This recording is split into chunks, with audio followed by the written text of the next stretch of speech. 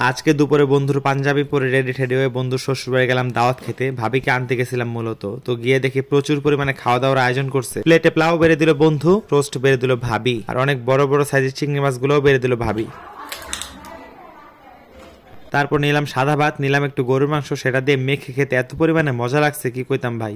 Unlimited pulao মাংস খাওয়া শেষে ছিল আনলিমিটেড দই, আনলিমিটেড মিষ্টি, আনলিমিটেড লাড্ডু, আনলিমিটেড চমচম, পিঠাও ছিল। আসসালামু আলাইকুম, কি অবস্থা সবার, কেমন আছেন গাইস? শীতের দিনে গোসল করাটা যে কি পরিমাণ একটা কষ্টের কাজ সেটা একটু আগে করে আসলাম। গোসল করার শেষে এখন রেডি হওয়ার পালা। তো বন্ধু আর কি আলমারি থেকে ওর পাঞ্জাবি বের করে সেটা আর কি ইস্তারি করতেছে। আজকে ওর শ্বশুর বাড়ি দাওয়াত। তো বন্ধু বললো দুই বন্ধু একসাথে পাঞ্জাবি পরে যাই। আমি আচ্ছা ঠিক আছে যাই, সমস্যা নাই। তারপরে যে পাঞ্জাবি পরে চুল আশ্রয় ঠাসরায় একদম সুন্দর করে রেডি হয়ে দুই বন্ধু বের হয়ে গেলাম ঘর থেকে।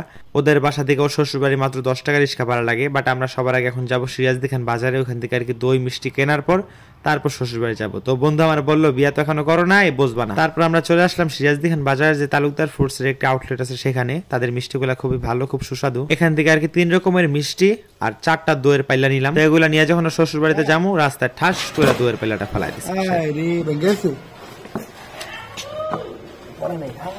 বাক্সের মধ্যে ছিল তো এই জন্য আর কি দইটা বাইরে পড়ে নাই। তো আমরা দই মিষ্টি সবকিছু নিয়ে এখন চলে যাচ্ছি বন্ধু শ্বশুর বাড়ি। তো আমি প্রচুর পরিমাণে সাই ফিল করতেছি, মানে আমি যেখানে কখনো যাই না সেখানে যাইতেছি, আবার সেখানে ভিডিও করবো, মানে ব্যাপারটা কেমন জানি লাগতেছে আমার কাছে, আনইজি লাগতেছে। তারপর বন্ধু আমাকে মেন্টালি সাপোর্ট দিল, তো আমি এখন উৎসাহ পেয়ে গেছি।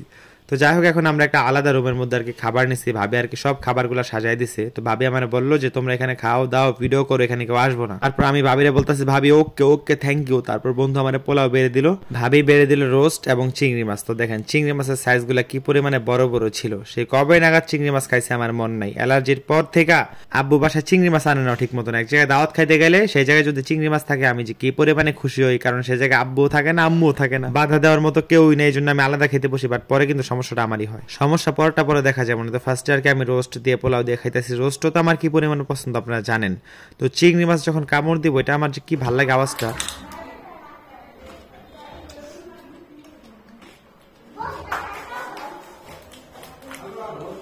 চিংড়ি মাছের মাথার উপর যে একটা পাতলা আবরণ থাকে, ওই আবরণটা সহ চিংড়ি মাছের মাথাটা কামড় দিলে খুব সুন্দর একটা আওয়াজ হয়। এটা আমার কাছে খুব ভালো লাগে। তো এখন আমি আর বন্ধু খাইতেছি। একটু আগে বন্ধু আমার খুব কষ্ট করে ভিডিও করে দিল। ভাবিরে বললাম একসাথে খাইতে, ভাবি খাইলো না। ভাবি করলো কি আমাদের ভিডিও করে দিতেছে, আপনারা খান আমি পরে খান। একটা চিংড়ি মাছ খাওয়ার পর আবার একটা বড় চিংড়ি মাছ দিয়ে দিল। এখন আমার কথা হলো এগুলা খাইয়া কি মানে আমি আজকে রাতে ঠিক থাকতে পারবো? আমার তো মনে হয় যে বিশেষ করে আমার হাতের তালু আর গলা মানে চুলকাইতে মানুষ লাগবে দুজন। আবার লইলাম গরুর মাংস। আহা আজকে রাইতে যে কি হইবো আমার আমি নিজেই জানি না। আর এই ভিডিও যখন আমার আব্বু আম্মুর চোখে পড়বো আমার যে কি পরিমাণে ধুইবো আপনারা নিজেরও জানেন। গরুর মাংস 1 পিস খাইছি, এটাতে তেমন একটা কিছু বলবো না। বাট চিংড়ি মাছ 2 পিস খাইছি, মানে ধোয়া ছুটালে বকতে বকতে কইবো তোর এত ওষুধ খাওয়াইতেছি অ্যালার্জি নির্মূল করতে, আর ওইখানে গিয়ে তুই চিংড়ি মাছ খাইলি, একটু জিভটা সামলাইতে পারছ না? আর কত সামলামো কও। যাই হোক গাইস আমরা গরুর মাংস রোস্ট পোলাও চিংড়ি মাছ খাইতেছি। এখন ভাবি বললো যে এখন একটু মজু খাও, তাহলে একটু খাবার বেশি খাইতে পারবা। তারপর ভাবি একটু মজু বেড়ে দিল। আমি আর বন্ধু একটু মজু খাইলাম। মজু খাওয়া শেষে একটু সাদা ভাত নিলাম। সাদা ভাতের সাথে আর একটা ছোট্ট পিস নিলাম গরুর মাংসের,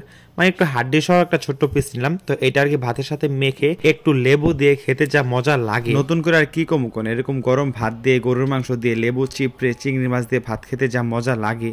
শেষে একটু ডাল নিলাম, ডালটা খুবই মজা হয়েছে। ধনেপাতা দিয়ে মসুর ডাল আমার কাছে প্রচুর ভালো লাগে। তো পোলাও মাংস ডাল ভাত সব খাওয়া শেষ। এখন ভাবি নিয়ে আসছে কতগুলা মিষ্টি, পিঠা, নিমটি, লাড্ডু, চমচম, দই। তো পোলাও মাংস খাই তো পেট ভরে গেছে, তাও একটু মিষ্টিগুলা টেস্ট করা যাক। তো একে একে আমি সবগুলা মিষ্টি লাড্ডু চমচম টেস্ট করতেছি। আজকে এত পরিমাণে খাওয়া দাওয়া হয়েছে আমার মানে পুরা গলা অব্দি খাইছি। বলতে পারলাম যে বন্ধুর শ্বশুর বাড়িকে দাওয়াত খাইয়া গলা অব্দি ভরা খাই আসছি। আসলে মুন্সিগঞ্জের মানুষের অতিথি আপ্যায়ন সব সময় সেরা। সেটা টঙ্গিবাড়ি থানার মানুষ হোক, সিরাজদিখান থানার মানুষ হোক, গজাইয়া থানার মানুষ হোক, যে থানারই হোক না কেন আমাদের মুন্সিগঞ্জেরই তো সবাই। তারপর আমি জিলাপি, তারপর যে ভিজা পিঠাটা ট্রাই করলাম, ওইটা আমার কাছে বেস্ট লাগছে। তারপর খাইতেছিলাম দই। তো দইটা এত পরিমাণে মজা, আমি দই কয়েক চামচ খাইছি, এটা একটু বেশি খাইছিলাম। তো গাইস আজকের ব্লগটা ছিল এ পর্যন্তই। সবাই ভালো থাকবেন। ভিডিওগুলো ভালো লাগলে পেজটা ফলো করে রাখুন। পরবর্তীতে ইচ্ছা মতো লাইক কমেন্ট করেন। আল্লাহ হাফেজ।